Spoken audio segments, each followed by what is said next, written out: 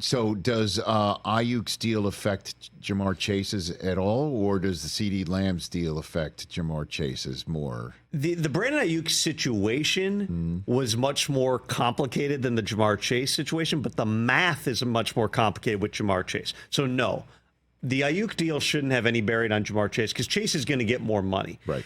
The issue with trying to get a Ja'Marr Chase deal done is the fact that he's got 2 years left on his contract. That's not to say the Bengals won't do a deal. They've been willing to have a real negotiation, but up until CeeDee Lamb's deal got done, it was hard because maybe the side of Ja'Marr Chase wanted to see exactly where that Lamb deal ended up coming in.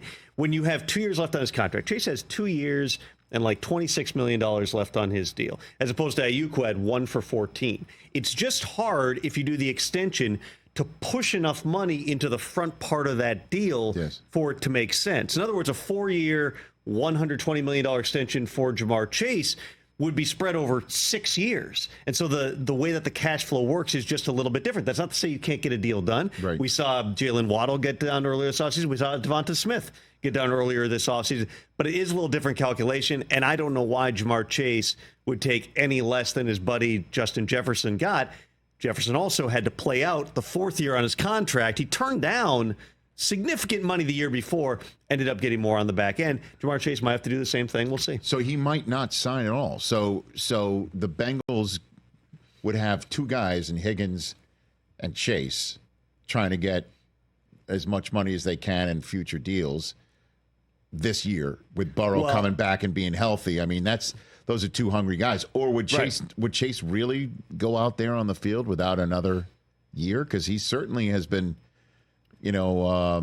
his participation certainly has been saying otherwise. Well, and this is also the difference, though, between the hold-in and the hold-out. Because the hold-out, you don't get paid if you miss those games, but you stay away. Eventually, you have to show up by roughly mid-season because otherwise your contract tolls and you'd be under contract for another year with your team. The hold-in, I think I've explained this here before, it's not a thing.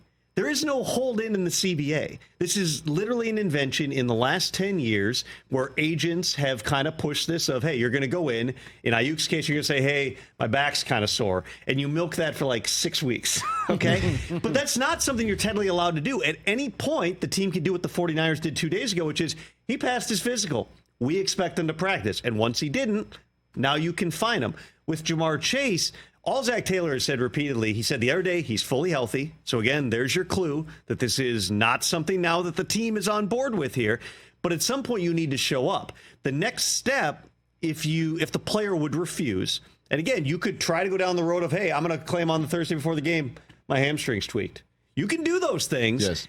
But at some point here, there's grievances, there's team action, there's a bunch of things in the CBA in terms of conduct detrimental to the team, including suspending a guy. I asked a GM this yesterday, what would happen if you got to it? Like, what would be the next step? You find the guy, he's still not practicing, but he's there to try to avoid the big fines. It would be suspending him. But the GM said that's also the option where now the whole thing explodes. Like the relationship is in really rough shape. That's kind of a last resort here.